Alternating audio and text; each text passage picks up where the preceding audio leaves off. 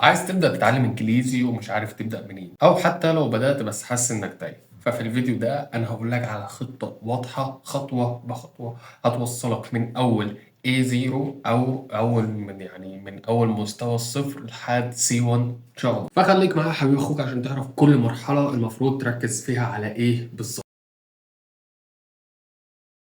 أول حاجة أنت تعمل اختبار تحديد مستوى وهتعرف المستوى بتاعك.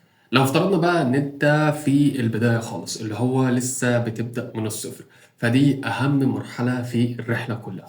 هنا هتبدأ تركز على الحروف الأبجدية ونطقها، تبدأ تحفظ كلمات أساسية زي الأرقام، الألوان، أيام الأسبوع، وتبدأ بجمل بسيطة زي مثلا هلو أو اللي هو ماي نيم إز كذا. تمام. وحاول تسهل على نفسك، حاول تسهل على نفسك، دي مهمة قوي. حاول كمان تستخدم تطبيقات زي دولينجو أو ميمورايز، هتساعدك إن أنت تبني الأساس بتاعك كويس. ننتقل بقى من الحتة دي لو أنت أعلى من كده شوية اللي هو A1. تمام. فأنت دلوقتي بدأت تمشي شوية، محتاج تزود مفرداتك في المواضيع بتاعة الحياة اليومية زي الأكل، العيلة، الشغل. تبدأ تتعلم قواعد بسيطة زي الجرامر بتاع المضارع البسيط، وتبدأ تسأل وتجاوب على أسئلة بسيطة. كمان تبدأ تسمع فيديوهات بإنجليزي بطيء، حاول تشوف قنوات متوجهة للمبتدئين بس حاول تنقي حاجة ممتعة. تمام. ومن بداية المرحلة دي هنبدأ نضيف شوية كتب أو روايات ممكن إن أنت تقرأها، وكمان مسلسلات ممكن إن أنت تتفرج عليهم على اليوتيوب. والروايات اللي ينفع تقرأها في المرحلة دي حاجة زي مثلا ذا ليتل برنس أو ذا سيكريت جاردن أو تشارلوتس ويب. تمام. أي حاجة من دول. أما بقى بالنسبة للمسلسلات، لو أنت مش عايز تقرأ مثلا فهيكون عندنا مسلسل اسمه فولو مي اللي هو عبارة عن 120 حلقة، والحلقة حوالي 7 أو 8 دقايق، وهيكون مناسب ليك قوي في الوقت ده لأن هو بيعلمك إزاي تهتم بجملة معينة طول الفيديو كله. هنا بقى هننتقل للمستوى اللي بعد كده اللي هو A2، أو عايز تنقل من A2 ل B1، والمرحلة دي اللي هي بداية التعبير بثقة. هنا بقيت إن أنت تقدر تتكلم بس عايز توضح أفكار معقدة أكتر، فهنا بتركز على مفردات أوسع زي السفر، الشغل، الهوايات. برضه بتاخد أزمنة مختلفة، وبرضه بتبدأ تفهم المقارنات والجمل الشرطية. تبدأ تقرأ مقالات بسيطة، وتحاول كمان تكتب اليوميات بتاعتك بالإنجليزي كل يوم حتى لو هتكتب 3 جمل بس. إنما بالنسبة للروايات بقى فهنعلى شوية بالروايات اللي أنت ممكن تقرأها، وهنبدأ مع رواية اسمها The Old Man and the Sea، وفي رواية تانية اسمها The Giver، وفي الرواية التالتة اللي هي Animal Farm. وأنيمال فارم دي يعني يا ريت إن أنت تقرأها بجد. إنما المسلسل اللي هيكون معانا هيبقى اسمه إكسترا إنجلش، وبرضه هتلاقيه موجود على يوتيوب مجانا. والمسلسل كويس جدا ليك ليه؟ لأن المسلسل بيتكلم عن اتنين عايشين في إنجلترا، وواحد جاي لهم من الأرجنتين يزورهم. فهو يعني إيه، ما بيعرفش يتكلم إنجليزي كويس، فهم بقى بيبدأوا يعلموه واحدة واحدة في أي موقف ممكن يعدي عليهم زي الشوبينج، زي السفر، أي حاجة أو أي موقف يعدي عليهم يبدأوا يعلموه ممكن يقول إيه في المواقف دي. فأنت هتستفيد من الحتة دي.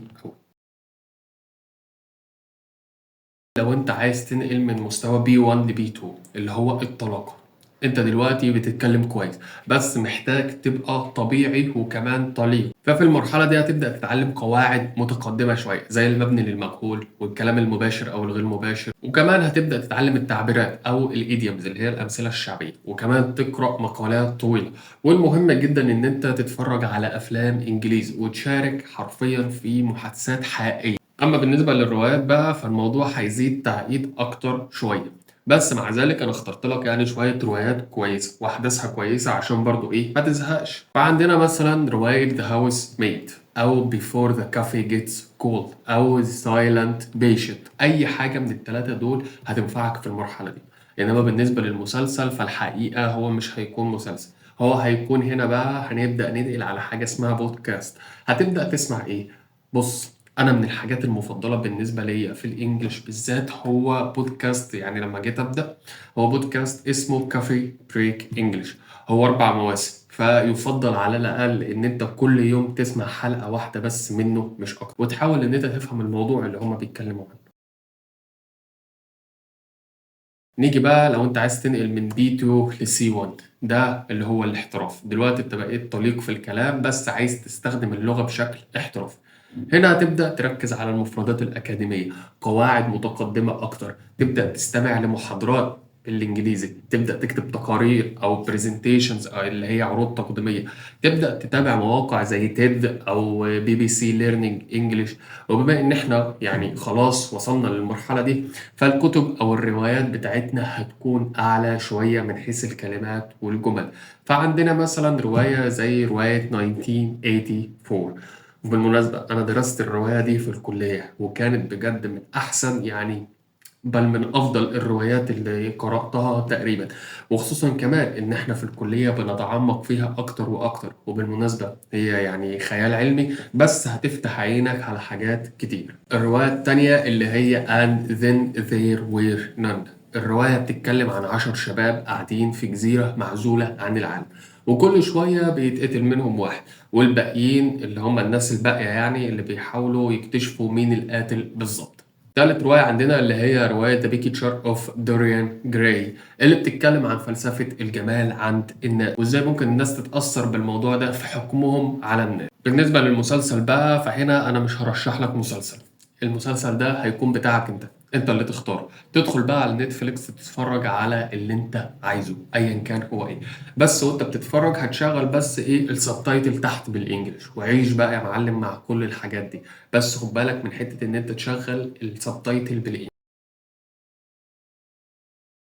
وبس كده يا حبيب اخوك، الخلاصة من الموضوع هو انك لو ركزت في كل مرحلة ومشيت بالخطوات دي هتلاقي نفسك حرفيا يعني بتتكلم انجليزي بطلاقة في وقت قصير جدا. حاول تبدأ النهاردة، حاول تكتب لي في الكومنتات انت واقف في انهي مرحلة بالظبط. وما تنساش تعمل لايك شير سبسكرايب يعني، وتبعت الفيديو لأي حد هو عايز يتعلم انجليزي. واشوفك المرة الجاية على خير ان شاء الله. سلام.